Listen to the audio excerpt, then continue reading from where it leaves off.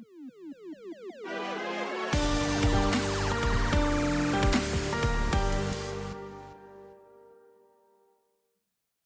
da, da, da, da, da. Da, da, da, da, da, da. That's my good Jeff impression. Welcome to Respawning Fire, the Kick-Ass Ribbon Gang podcast from Affable Idiots.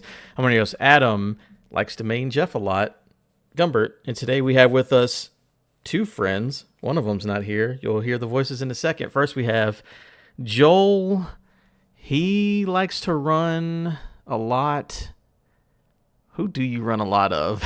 Campos. I run a lot of Rocket Raccoon. That's right. That's Rocket exactly Raccoon who it is. main. Yeah. Mainly because it's super easy to play. So yeah, that's who I've been playing. Every match you've played that, and I'm like, who does Joel play as? Absolutely. And we also have with us Alex. Doesn't play the game at all. Cosina. You know, it's funny, Adam, that you mentioned that you've been playing a lot of Jeff the Landshark, because as people know that listen to the podcast, we are now on Blue Sky. You can follow us at respawningfire.bsky.social. And, of course, I retweeted our Twitter announcement on Blue Sky as well, and I figured, you know what would be just a fun little way to spruce up the post? Putting a GIF of Jeff the Landshark, who, of course, is part of Marvel Rivals. And lo and behold, I didn't even realize that you've been playing a lot of that character. It must be Kismet. Whatever that word means, it's exactly that. Catch us live on twitch.tv/AffleIdiots Monday evenings at 8:30, YouTube and podcast services Wednesdays at 9 a.m. Eastern. Housekeeping. Do you want to read through these, Cozy? Because these are both about you, really. Yeah, sure. So next week's episode, which is most likely going to be on Tuesday the 17th of December, is going to be our Game of the Year episode. All four regular hosts of the Respawning Fire podcast, plus 3 extra special guests. Asterisk, tentative, not final, but most likely these 3 guests will be joining us to count down and decide what the Respawning Fire Game of the Year is. I've been working hard on the scene setup for this in OBS, and let me tell you, y'all are in for a ritzy time. Like, we put together some pretty cool, pretty extravagant productions here on the Respawning Fire podcast, but got a lot of cool stuff prepared for this one. So look forward to that. Again, it will be on Tuesday, December 17th, 8:30 p.m. Eastern Standard Time here on twitch.tv/AffableIdiots. And of course, it will be going up on YouTube podcast services a couple of days after that as well. And that will be our final episode of the podcast for the year before we go on break. And the other thing, more specific to what I've been up to, is this upcoming Wednesday, December the 11th, I will be hosting the second episode of the Cosverse Cooking Holiday Special. You might remember a few weeks back that Chad Michael Ennis was like, ooh, I want you to make some, what's this stuff? Eggnog. I want you to make some eggnog and suckle all those teats of eggnog. I will be making eggnog on this episode. I feel a little bad because Chad isn't here to hear me announce this, but I will be making some eggnog alongside some mac and cheese. So definitely look forward to the 2 of those. You can watch me stream that, just what is likely to be a delectable culinary creation, or rather set of culinary creations, live on twitch.tv/CozyBearLive and also youtube.com/@CozyBearLive at 5 p.m. Eastern Standard Time. And that is housekeeping. Cozy, I got a question for you. Yes. What made you decide to do eggnog and mac and cheese? Yes. I would say not a traditional combo. This is what I was going to ask as well. You know what it is it's like, these are like the final 3-ish episodes of Cosverse Cooking in its entirety. And I wanted to make mac and cheese because I feel like that's a fun, festive food. It's, a little bit of work, but I feel like it makes sense in the context of these being the final few episodes of the podcast. And I also wanted to do the eggnog, and basically it didn't really make sense for me to do the eggnog for the final episode. It made more sense to do it on this episode because mainly what it comes down to is with the mac and cheese, I have to cook that in the oven for 30 minutes. And so while it's cooking in the oven for 30 minutes, I need something to occupy my time. I need something to, fill the gap while it's cooking all bubbly and delicious in the oven. And so, I can just make eggnog while I wait. The next stream, the final installment of Cosverse Cooking, the holiday special, will have a very, very quick baking time. And so it didn't really make sense to do that there. Makes sense. I thought for your last one you'd make a whole turkey and just 7 hour stream making a singular turkey the No. whole time. No, the problem with the super long streams is I would do them. But like I use these little like Rode Go thingamabobs to basically connect to my microphone and connect to my computer, and these eventually do run out of charge, and so there's a limit to how long I can do my streams. No, 7 hours sounds like a nightmare. Like Yeah. cooking for 7 hours is fine. Trying to organize a stream for 7 hours sounds like a nightmare. Anyways, Yeah, it's a lot. all right, very good. We look forward to that. We're going to move on to our main quest. It's what the title of the episode is about, more than likely. Marvel Rivals. It's a big deal, from Wesley Inpool at IGN.com. Marvel Rivals hit an impressive milestone, 10 million players in 72 hours, or 3 days if you're from America, announced on the game's official Twitter account. Marvel Rival. This is Steam numbers coming up. Marble wobbles. Marble Wobbles. Marbles in the mouth. Marvel Rivals peaked over its launch weekend with 480,000 concurrent players just on Steam alone. It's the 20th highest concurrent player number ever seen on Steam, ahead of Helldivers 2, Grand Theft Auto 5, and Destiny 2. So very big numbers. Obviously, a lot of people were playing it. Marvel Rivals was also the second top-selling game on Steam by revenue, behind only grinding gear game action RPG Path of Exile 2, which also launched this week. And this is just a fun story because we've been talking about Marvel Rivals, and I know that as far as what we played this week, I know Joel and myself have played it. So congratulations to them. And we'll you guys talk about this, because I suspect that this will largely be dominated by your impressions. I do want to just quickly get this out there. According to Merriam-Webster.com, Kismet is defined as follows: a hypothetical force or personified power that determines the course of the future events. Synonyms include things such as fate or destiny. So now you know. I heard it first on Bob's Burgers, so I assumed it was something like that. But anyways, Marvel Rivals, big deal. Everyone had fun. I guess we'll just start here. Joel, well, as you're pulling stuff up, how's your impressions with the first weekend? I want to start with you, and then we'll move to me. We'll talk about characters and stuff. But just your overall, how was your weekend with Marvel Rivals? I am loving this game so far. Like, I don't know. It's basically just Overwatch with a Marvel skin on it is the best way to describe it to anybody who has... Ooh, hold on. There we go. Now my audio is coming through the stream. It's the best way to describe it to anybody who has not played Marvel Rivals yet, but has maybe played Overwatch or seen Overwatch gameplay over the past, 8 years at this point for Overwatch. Yeah, everything about this is Overwatch. Like, the HUD just looks like the Overwatch HUD. I don't even know everything. The way the announcer talks sounds like something you would see in Overwatch. The things people are saying sounds like Overwatch. I think some of the voice actors, from what John Hansen was telling me, are the same voice actors from Overwatch. It's just like kind of comical that this is just an Overwatch clone. But it's got its hooks in me like crazy. Like, it's all I thought about when I was working today. Like, I contemplated, like, do I take, like, a 20-minute break from work and play some Marvel Rivals? And I decided no, because I'll just want to play for 2 hours. Because, like, that's how addicting this game feels to me. I love the competitive nature of the game itself. We went into competitive mode last night, me, Adam, and John. And the first game we got absolutely demolished. Second game we won. So, I don't know. It's going to be one of those things where right now, since this game is so new, competitive is not going to work the way we want it to work, right? Because we're very average gamers. And since this game is so new, we're going to be put in the pool against people who are super, super good at the game just because everybody's on an even playing field right now because nobody's really ranked. So I think, like, months down the road, once the ranking system and, matchmaking is more fleshed out and evolved, I think that competitive might actually be super fun for us. I'd say in like a week it's going to be good because all the good people will be ranked up to platinum already, so we don't have to worry about it. Yeah. Like, I still want to play rank because if you get up to gold rank, you get a cool skin for, who is it right now?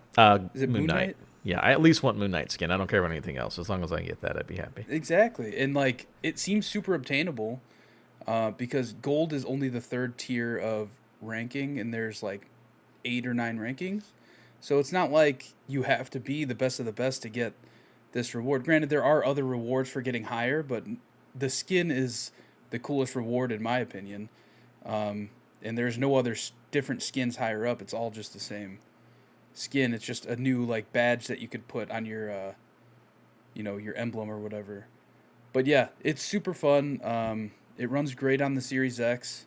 I downloaded it on the Series S. I have not tried it on there yet. But yeah, only downside for me personally, because like I have all these consoles and I have a PS5 Pro, which apparently this game takes advantage of, is that there's no cross progression. So if I were to go play on PlayStation or on my PC after having played on Xbox, none of my stuff is going to carry over. None of my progress, my battle pass isn't going to carry over. It's going to be like starting from scratch, which isn't the end of the world right now, because I'm assuming that that's something that is probably in their roadmap, because most games like this have cross progression. But yeah, super fun. It has full crossplay, consoles and PC, which honestly is probably the bigger thing to have over cross progression, I would say. Yep, agree. Just being able to play with, whoever. Like we played with, was it Matt and Chad the first night? Yeah. Well, they were on PlayStation and we were on Xbox, so that's good that it works. I'm with you. I wouldn't be shocked if like Season 1 brings cross progression or something. So we'll see what happens there. I'm with you though. It's very similar. I'm adoring it. It's kind of sucks because I'm trying to play so many things for just Game of the Year or whatever, getting ready for the end of the year. And I'm like, God, man, here's another one that also is consuming my life. I've basically played 3 hours every night since it came out, somewhere in that area. I'm loving it. I love the character variety. They launched with 33 characters, which to me is pretty crazy. It's also the opposite thing where I don't like Overwatch. I've tried multiple times and it just never hooked me. I don't think it's bad. I'm just like, honestly, first person, I don't care about these characters. And this game is like, how about you see all the characters you care about and their cool costumes? I'm like, dope, I'm there. So yeah, the amount of characters is cool. I'm just obsessed with the game. I'm with you. That's all I think about, and that's all I want to play. Even though I'm trying to play other things as well. I also it's kind like of Marvel. The Marvel. It does aspect, help. Man. It does help playing people. I also like how so traditionally in these kind of games you have like a DPS character and a tank and a support, and there are characters in this game that have that, but you're not locked into a role necessarily. So like your quote unquote support characters can still do plenty of damage. Like it's not hard to get kills with support characters. They just also have the ability to heal people.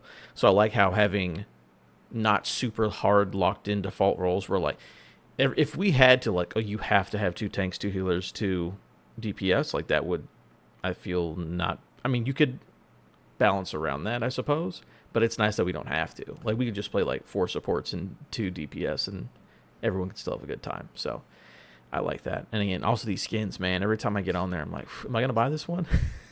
I start playing as characters because I could buy this skin one day. Have they added new skins since launch, or has the store been the same? It's just the ones that I've seen in the store already. Yeah.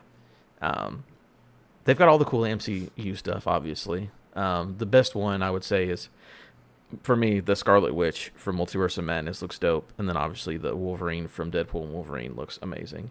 So yeah, that looks awesome. We'll see. I'll probably eventually drop money on, but again, they don't, give me more reasons to spend money and about this free to play. If you didn't know, we did both get the season pass.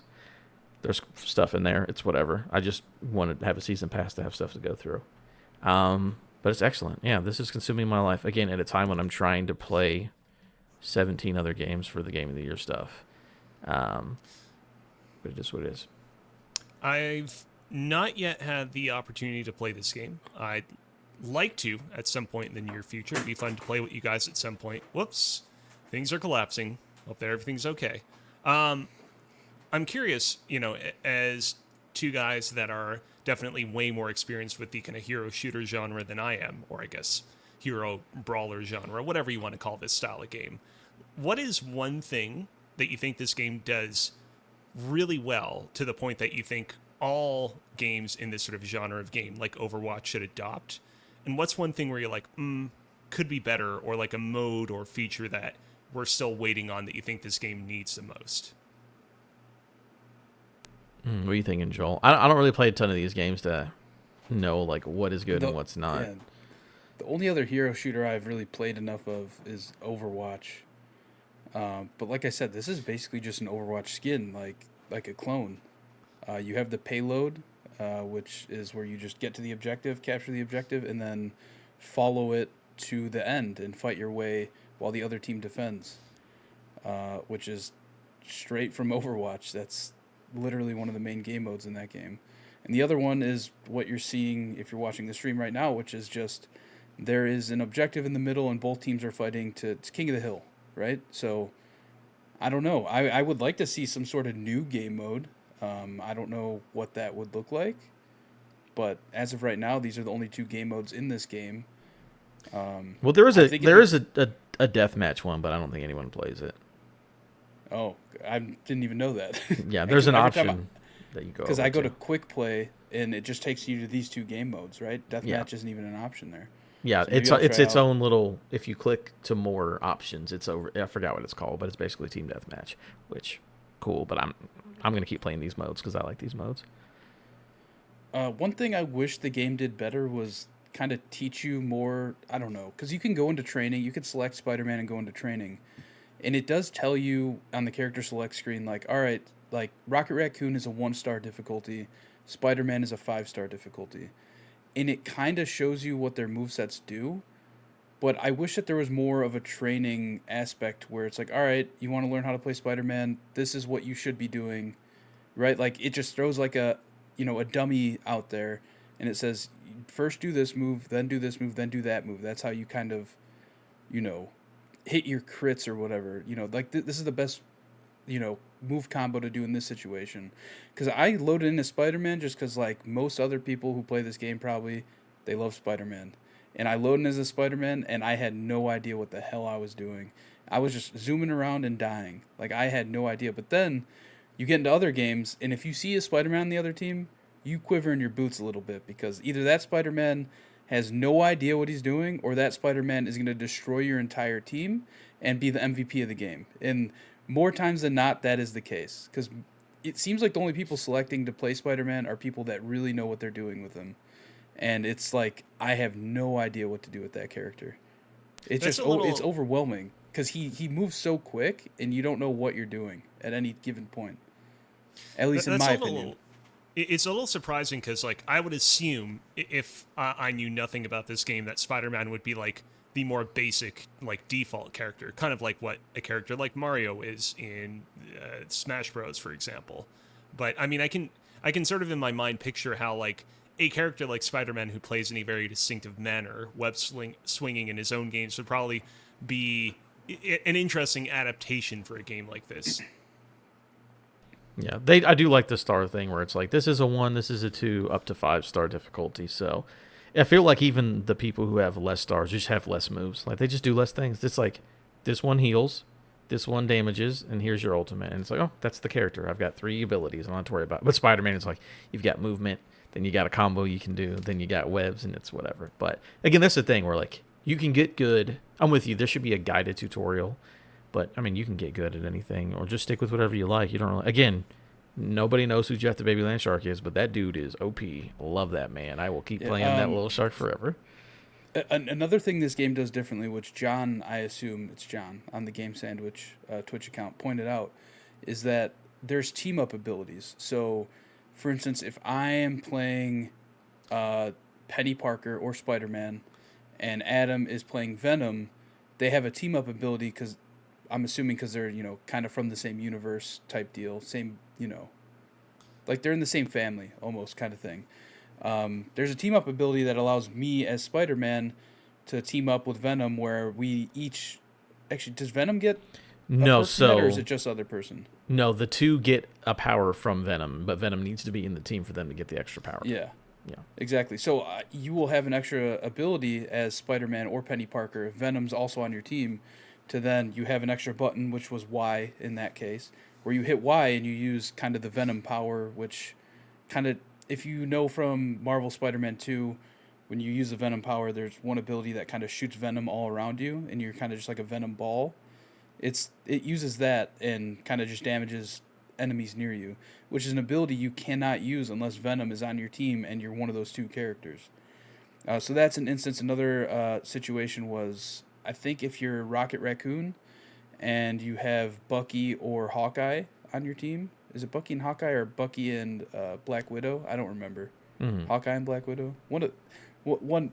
Maybe all three of them, honestly. I don't use Rocket. That's you. But anyway, it allows me as Rocket to throw down a little, I don't know, spire kind of thing, which creates an area of effect that if any of those other characters are in it, they have infinite ammo and damage boost. So it's just the team up abilities are really cool, and John also pointed out that, like, you know, adding characters and keeping the game balanced is like a challenge for these games, which is true. And with those team up abilities, I imagine keeping everything balanced is going to be even more difficult on like a whole nother level for this game. Do you guys, like, I'm curious, do you guys want this game to lean towards being balanced, or do you want it to lean towards being fun? Because I recall seeing one of the developers of the game being like, we're emphasizing fun over balance right now. I mean, I don't need like minutia as far as like the competitive, you know, because there's certain people who are like, oh, I played this game competitively and I play tournaments and this. I don't care about that. I would like it to be everyone's viable and fun. I don't need like down to the 0.00001% to be completely balanced. It's fine. If it feels good enough and everyone feels viable, I'm fine with that. I don't need minutia. I really don't. I personally don't give a shit at all. I also think that if the matchmaking system works as it should, I think that it's going to feel balanced and fun no matter what happens, right? Because if somebody is just spamming a super overpowered character, it's going to put them in a higher, you know, matchmaking bracket than what I would be in playing a character that is not broken, for instance, or overpowered. Cool. Yep. They got a hit on their hands. Just keep it up. Keep putting out new stuff, new battle passes, new characters, new missions. It'll be a good time. Shout out to Marvel Rivals. Moving on, though. We move on to playtime. Marble Wobbles. We've already talked a little bit about Marvel Rivals, but other things. Cozy, I'm going to go to you. What have you been playing? So I did not write it down in the show notes document, but I have been playing more of Metaphor Refantasio. I am literally at the absolute final day of the game before the final set of missions. I was very, very needlessly thorough in terms of trying to complete as many mini games and extra missions and side content as possible before getting to the very end of the game. And I'm feeling a little bit regretful because I'm looking ahead at what trophies I still have yet to complete, and it's like a lot of stuff I'm only gonna be able to get around to when I eventually do my second playthrough of the game, just because it's impossible to complete everything in the game on one playthrough, even if you're as efficient with your time as possible. But it's been a good time. I'm looking forward to hopefully completing it by the end of this evening, which means I'll probably end up spending another week on it. But the other big game that I've been playing this week, a game that I've been meaning to get around to for a while, and only just got around to just recently, is Emio, the Smiling Man, Famicom Detective Club. This is the third game. Whoops, things are falling apart on Joel's end again. Joel, you okay? Yeah, I keep dropping my Apple Pencil. All right. I bet that Apple Pencil, it's kind of like the movie The Iron Giant, where the Iron Giant gets blown up into a bunch of pieces at the end of the movie, and then all the pieces are like trying to recombine with the Iron Giant in like the Arctic. I bet the Apple Pen is like trying to recombine into whatever giant Apple-themed mech it was originally split from. I think there's a conspiracy going on here. Getting back to Emio, the Smiling Man, Famicom Detective Club. This is the third game in the Famicom Detective Club series of adventure/visual novel games that received glossy remakes a couple of years ago. Everybody was very surprised and impressed with those remakes. Nobody could have anticipated that we would receive a third game in this series, but it arrived just a couple of months ago. It is, if you can believe it, the first new entry in this series in 27 years. The last one coming out in 1997, which was like a side title. This game is very solid. I felt compelled to play this game because a lot of people online on the Twitters and the Blue Skies, who I trust the opinion of very much, were like, yo, the people behind this game really cooked when it comes to its story content. And I will say, so far, story very exciting, very interesting. I don't want to get like super in detail because I think this is the kind of game that is best experienced if you go into it blind. But basically, long story short, you are part of a detective agency that solves small to large crimes in your neighborhood. And there has been a murder, and it's believed that the murderer is this seemingly possibly supernatural individual called Emio, who is a man that wears a paper bag on his head with a smiley face, and he usually takes additional paper bags with smiley faces and puts them on the heads of his victims after they have been killed. And you are tasked with figuring out the truth behind this murder, discovering the identity of Emio, the smiling man, and so on and so forth. So the thing about this game is, like, this game is defined on Wikipedia as being an adventure game, but this really is a visual novel. But specifically, the kind of visual novel I would describe it as, if we really want to get granular, is this is a conversation simulator visual novel. And by conversation simulator, I don't mean as in you're making dialogue choices. That does come up. More in the sense of the game basically presents you whenever you get into a conversation with a character with a bunch of different types of options. You have right here on screen like call, engage, ask / listen, observe / something or other. And the idea is basically every single conversation that you get into with a character in the game is you attempting to suss out some morsel or piece of information from them that they usually are not willing to kind of let loose from the recesses of their mind. And you basically have to kind of like slowly whittle them down by changing conversational tactics, by taking advantage of things in your environment, observing various things, calling attention to various things.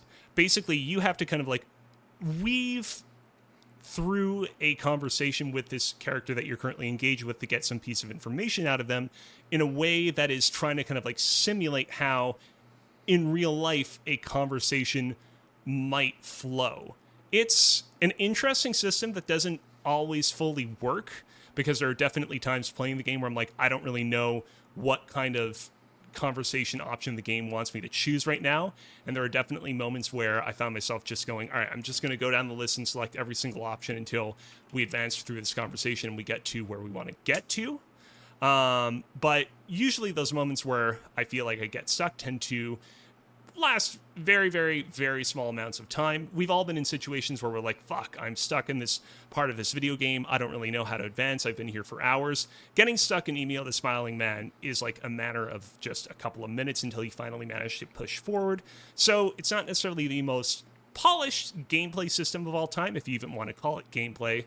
But ultimately, its downsides are not that detrimental to the overall experience. The story overall of Emio the Smiling Man has been very kind of compelling to experience. I will say, everyone that has talked about this game online has said the ending really is worth it. The ending really wraps up everything with a really kind of nice, albeit haunting bow.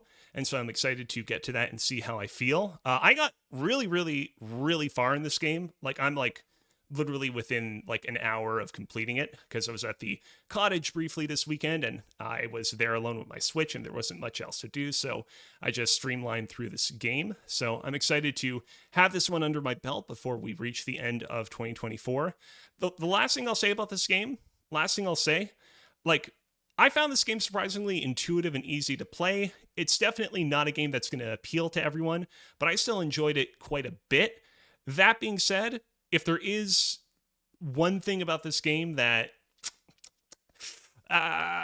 makes me a little less inclined to recommend it to everyone, it's that this game is being sold at like full Nintendo scale price. I had to pay like 60-ish Nintendo bucks, which is to say 60-ish Canadian dollars to purchase this. And I feel like it's just a little bit much. If this game was more in like the $30 price range, I would be like, definitely give this game a shot. You might not love it, but it's inexpensive enough that I think you never know if you might fall in love with it. But it being the price it's at, it's definitely a little bit of a steep recommendation. But I myself am enjoying it, and I'm looking forward to see it through to the end. I just think it's How wild many- that. Oh, go ahead, Joel. Go ahead. I was gonna say, how many endings does this game have? Is it just like one ending? Because I know that like games like this typically have a lot of branches. My understanding is that it has an ending, and then there's an additional chapter that provides a little bit more context and information on the ending. There are a few moments in the game where you can get bad endings, but even in the one bad ending I got, the game immediately starts you at a checkpoint right before you got the bad ending, so it's very forgiving in that way. And that's Very that. cool. I just thought it was funny. Not funny. It's just interesting that there are. This is published by Nintendo, Yes. and it's like directed one and of their, published. one of their like 10 mature rated games that Nintendo has published. Which I just thought it was like a funny little thing. Yeah. Anyways, Joel, what are you doing? So I started playing Neva, which I know Chad talked about a few months ago on the podcast. I thought it was Neva, but no, it's definitely Neva. And in my head, I keep battling what to call it because I always thought it was Neva.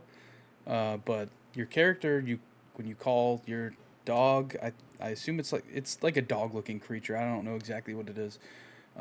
But yeah, she says Neva, so yeah, this game is awesome. I'm a few hours in, and from my understanding, it's only about 4 hours long, so I'll probably have it done pretty soon.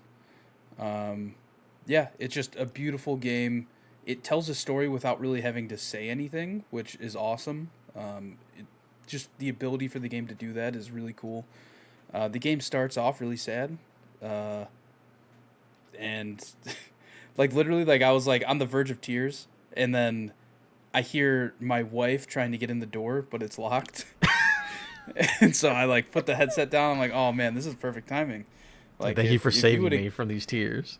Yeah, exactly. If you would have came in that door 5 minutes later, who knows where I would have been? I might have been curled up in a ball on the ground crying. But yeah, great game so far. Can't wait to play more of it. Yeah, that's about it. I know Chad had a lot to say about it before, so I'm not going to talk about it too much. But yeah, the art style is awesome, and it's super colorful. And I have lights on my monitor that reflect what is being shown on my screen, like behind the monitor, and they work perfectly for this game. It's like a perfect pairing, just because like the colors are so vibrant and varied throughout your screen throughout the game, because you kind of go through different seasons in the game, and it looks so cool having these lights on the back of my monitor.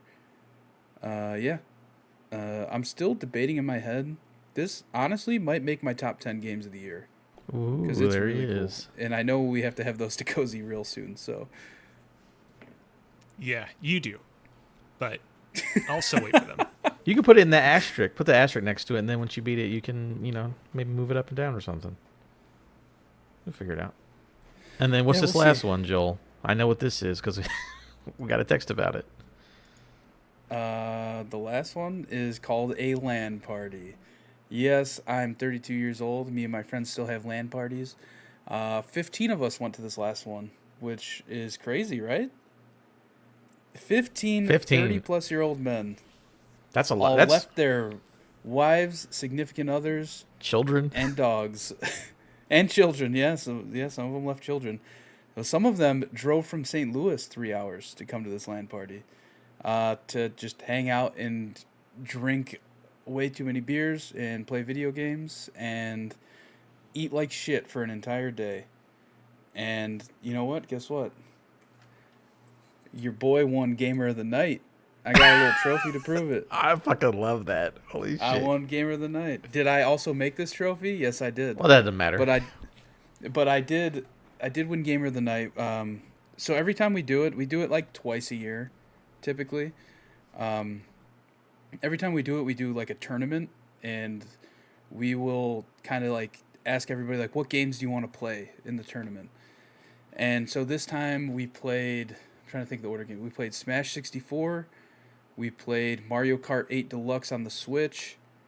We played Rocket League. We played Gran Turismo 7 in VR. And we played... I think that was it.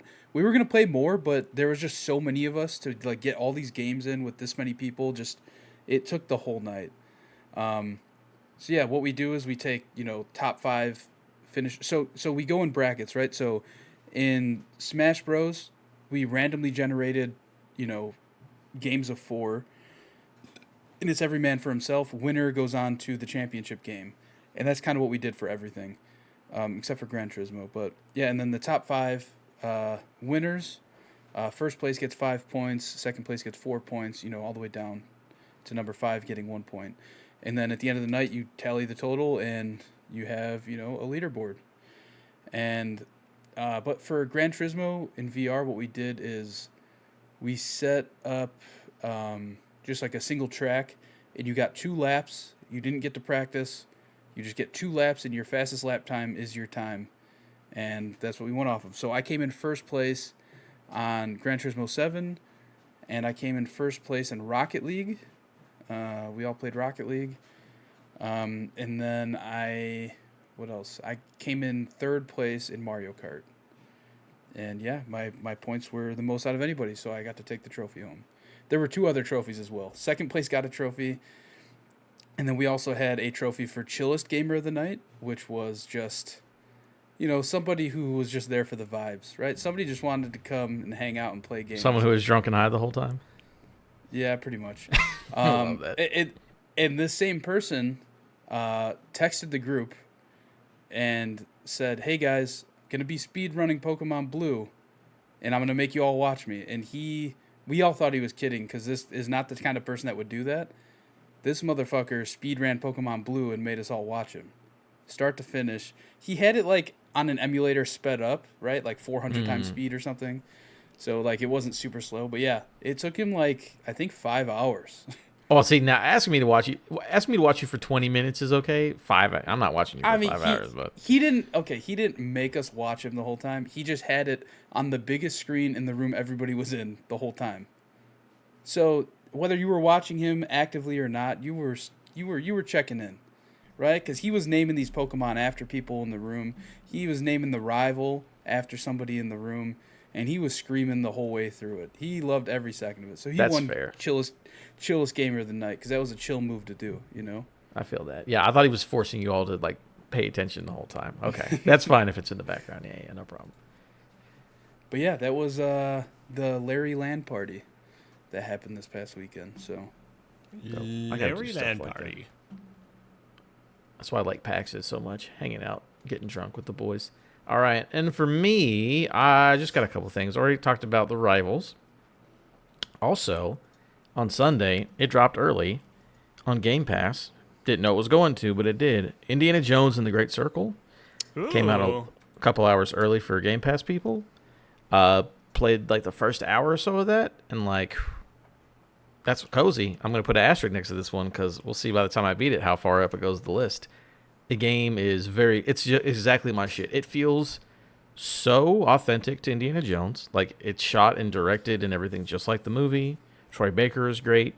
And it's also like the immersive sim shit. Because, like, I love Dishonored. I love, Hitman. I like all those kind of games. And it's one of those with a good actor in an IP that I like. And that game is surprising. I was not expecting that game to be good. Like, speaking about our fantasy critic, last week I was like, and it'll get from like 70 to 80, like no more, no less, in that 70, 75 range.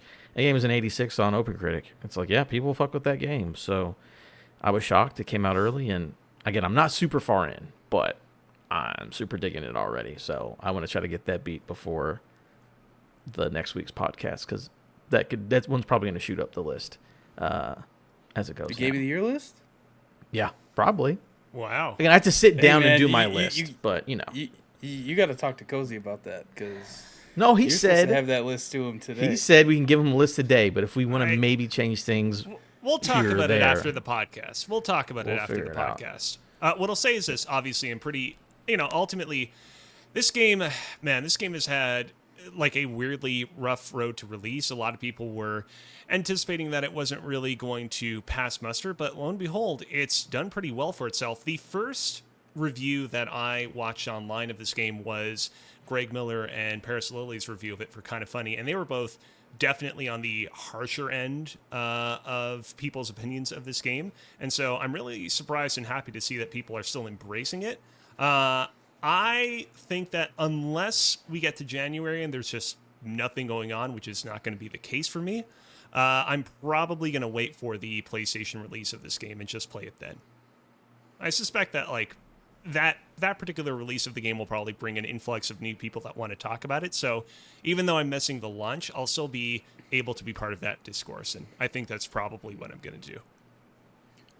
During this podcast, I saw a bunch of tweets from Wario64 saying that there's like price errors on it on Humble Bundle right now, where you could just get for free. You could get the game, the deluxe version of the game. Like there's some glitch where people are able to claim it and stuff. Interesting. Humble Bundle. Check that out. What's funny But about I mean, this? I have Game Pass, so I'll just Yeah, I don't play have it to worry there. about it. Yeah. By the way, what's funny about this game scoring unexpectedly well is on Fantasy Critic, ultimately still in second place, will never reach Adam's incredible 169 score, which who knows how far that might rise if Silk Song were to come out this year unexpectedly. Indiana Jones and the Great Circle, my second highest rated game on my entire list after Final Fantasy VII Rebirth. It was the one game that Ubisoft counterpicked because they're like, yeah, that game might not score super well, but lo and behold, it's weird how fate works out sometimes. Yeah, Chad just wants that game to fail so bad, and it didn't, and it absolutely fucked him in Fantasy Critic. But that's how it goes sometimes. Hate to see it. Can't defend himself. Then after that, yeah, again, that's a good game. Everyone check out Indiana Jones if you have any interest. I also started. I got a review code for Anton Blast, which is another. Again, so many freaking games. A game that just came out. It is a platformer. Sort of in the style of like PS1 era kind of a thing. It's got big Cartoon Network / Nickelodeon energy, like Ren and Stimpy energy. And it is a super, super, super good platformer. I played it at the last 2 PAX I went to. But it's basically Wario Land meets Pizza Tower meets Donkey Kong Country meets Crash Bandicoot meets Rayman Legends. Like, it's got all the things from all those cool games. Anton he's super red. And the devil's like, I hate that someone else is more red than me. So you start going through these levels, and the devil sends people after you. So you go through a level, like doing the puzzle part, and then at the end you have to run back through it because the devil starts destroying the level, and you have to escape it at the end. Does the devil just wear like a red tie? Because Anton doesn't look especially red to me. I mean, I guess when he opens his mouth, his body. Yeah, no. Look at his nose. Look at his hands. Anton's red. He's wearing a green shirt. And he's got a big beard. Dude, the devil looks exactly like the devil from Ren and Stimpy. Like, he's got like super tight leather chaps on, and his ass cheeks are hanging out. It's the funniest shit of all time. It's so good. But no, that game feels amazing. Again, like I said, it feels like, so you don't like necessarily have a normal run and jump. It is, you have a charge, and you can like hit enemies, and like that's how you do your speed boost. And then to jump, you hit a hammer on the ground after you jump. So everything is about like being aggressive and attacking. And yeah, it just feels super good and fluid, and it's really good. And also, again, It is very retro looking. Yeah, that game just came out, and I think it's like an 80 something on Metacritic. Like, it's, I was going to say, it's hot. Seems very in the same vein as games like Wario Land or Pizza Tower. Yeah, I mean, I said that earlier, Cozy. I know you weren't paying attention, but I literally said those exact games. But it also has the fun. I was too confused by whether or not Anton was red or not. He's red. Yeah, no, Cozy's audio's on a delay. We're good. Yeah. But it also has the fun thing where, like, you have rideable mounts, like Donkey Kong Country. You can jump in the background and the foreground, like in Rayman Legend. It's got a lot of cool stuff, and that game is a ton of fun and frenetic. So that's a big banger. Again, this last week has been hell for me, trying to play all these games. And the last thing is, I have not started it yet, but I talked when I went to PAX West about a game that I checked out called On Your Tail, which was a sort of like a cozy, like seaside town, like hang out with the animals and make friends kind of a game.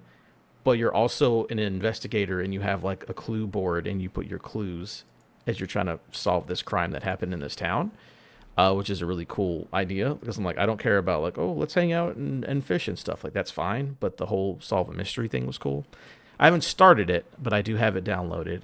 Again, too many things came out. So I don't know when I'll get to that. Definitely by the beginning of next year, whenever we have our first show, I'll probably have beaten that game by then. But got the code for it. Played it at PAX West. Liked it a lot. It's out of my wheelhouse and out of my norm, but seeing the whole clue board and like putting together everything you find out was an interesting hook for me. So I'll get to that eventually. I am not a furry hiding in a closet. You can see me right here. Thanks, Polar Knights in the chat. But yeah, that's all the games that I've played. And then I deleted the other story because we're running low on time and it wasn't that interesting. So Cozy, what do you got for us? Of course, TMI with NPD is on break until 2025, which means that this week we're going to be doing, it's been a real long time since we went back to this segment, Cozy's Question of the Week. Joel, I will give you the opportunity to choose a question between 1 and 7. And Adam, I will give you the opportunity to choose a question between 8 and 13. I'll go Let's 11. Go... 11 and... Oh, I thought I was going. No, you can go too. I'm just getting mine out the way. Exactly. Let's go 10. You can't go that high. You get only 1 to 7. No, it's only 1 to 7. Oh, 1 to 7. Okay, my bad. I heard 8 to 13. Let's go 7. 7, 11. 7. All right, we'll start with 7. What is... I'm interested to see where this goes. What is a 7 out of 10 restaurant that you love like a 10 out of 10 restaurant? 7. Panda Express. Panda Express is actually pretty solid. For being a drive-through Chinese place, it's not too bad. For me, what is a 7 out of 10 that's really like I would say something like a Texas Roadhouse, where it's like, it's fine, like American casual dining, but like the rolls are real good. The rolls are real. They got that. But also, you could spend like $80 if you wanted to. Realize that, yeah. You can't throw peanuts on the floor anymore. They got rid of that. But Texas Roadhouse is like way better. You can have way more fun at Texas Roadhouse than you would assume looking at the outside of it. So I'll give it to that. Montreal has a lot of chains that offer Lebanese food. There are 2 chains in particular called Amir and Bustan.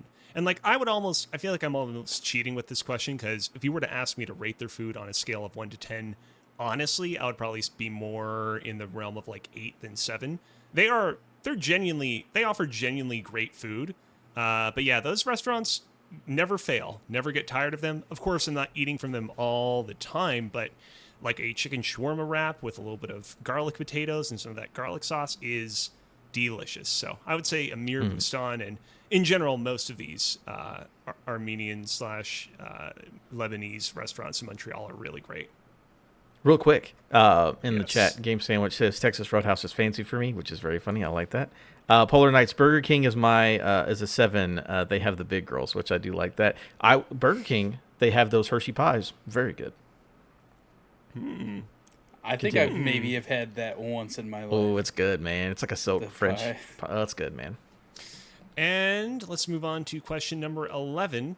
Very, very different from the first one. You're selected to be part of the first human colony on Mars and are told by NASA that you're free to assign yourself any job on the colony. What job do you assign yourself? Reproduction. Okay. I mean, hey, you can do whatever you want. Is it any job? God, it's got to be a bullshit job. I'll be like VP of No, all right. If management. Adam's gonna be VP, I'm just gonna be CEO of Mars. I'm going CEO full on of Mars. It is going to be a corporation. We see the thing is we're getting there, and it's going to be a long time before anybody else reaches us, right? So maybe we are going to monetize Mars. Yeah, we're going to make the money. My whole thing is I don't want to do any actual work. I don't mind doing work in real life, right? But the idea of being on a planet that will kill you if you go outside is scary. So I don't want to have a job. It's like someone's got to go fix the pipes froze. I'm like, I ain't going out there doing that shit. I'm the VP. I'm not dying. So I will be a management job that doesn't actually have to put yourself in danger. Because in real life I don't mind, but on Mars I die instantly. So I'm not going to do it. Yeah, imagine if that bubble pops then you're on Mars. You're done. You're done. I've seen Total Recall. It's scary.